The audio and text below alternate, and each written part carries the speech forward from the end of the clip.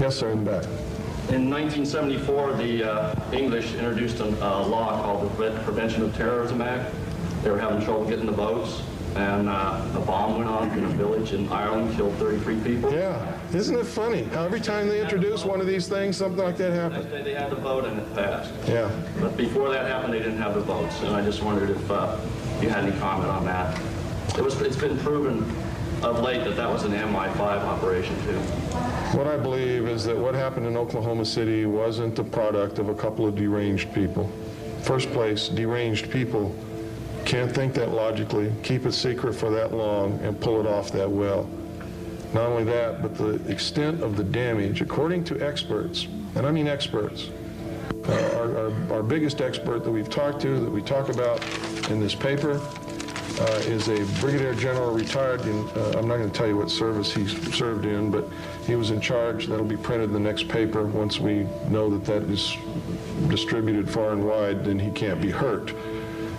So we can't reveal his identity just yet, but it will be printed in the next paper. He was in charge of the explosives research laboratory for one of our branches of the armed services for 26 years. He has experimented with and supervised the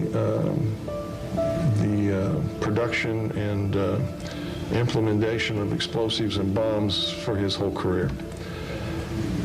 He educated me personally into what happened in Oklahoma City. First, he said there was at least 2 explosions, one outside the building, which produced a crater and probably nothing more than a few broken windows.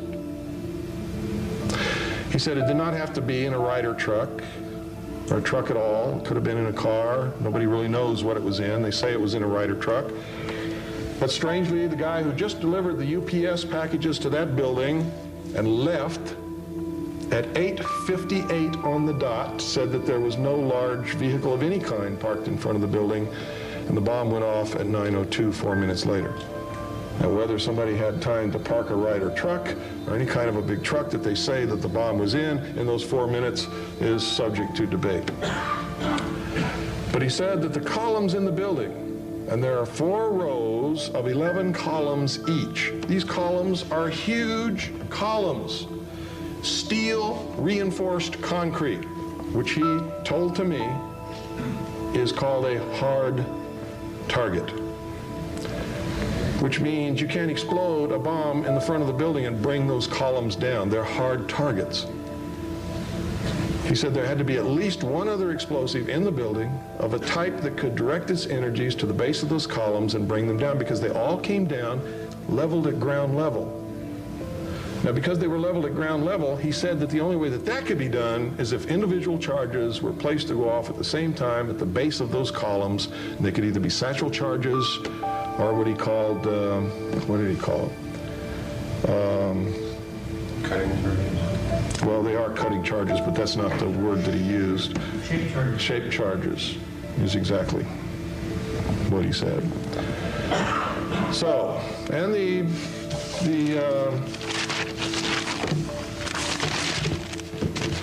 there it is.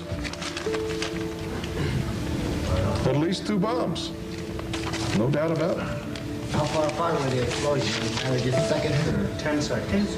According to these seismographs, there's about 10 seconds. Could be 8 seconds, but no more than 10 seconds. All the witnesses there report they heard 2 distinct explosions. The press isn't reporting it. The government doesn't say there was 2 explosions, but everybody who heard it said there was 2 explosions. I did a TV interview with this guy. I saw it on TV. The guy pointed it out on TV. Yeah. So, you might want to ask the communist news networks why they're hiding these, why they're hiding the witness testimony, why are they hiding the fact that a fertilizer bomb could not possibly have done that damage. I believe that what happened was the same thing that happened in Nazi Germany when they burned the Reichstag. Who benefits? What does it promote? Tyranny. Who has the reason? If this omnibus counterterrorism bill passes Congress, they can say the Constitution Party is a terrorist group, round us all up and throw us in jail. Now, you think that's really something? They could do the same thing to the Republican Party and to the National Rifle Association and the Boy Scouts. It gives the president dictatorial powers to name any group he wishes with no parameters whatsoever as a terrorist organization. Without review. How about any individual? Suspends habeas corpus and a lot of other things, which is exactly what Hitler did. He burned the Reichstag. He named all of his opposition political enemies as the terrorists who burned the Reichstag, rounded them all up, and took over Germany. And since the Reichstag was burned, there was no more Congress. All in one fell swoop. And I'm telling you right now that Comrade Clinton is fixing to do the same thing. A question. Yes, sir. What's the status of the Conference of States? Where's that at now? The Conference of States is dead, and I'm going to tell you who killed it. It was the hour of the time and the Constitution Party. Right.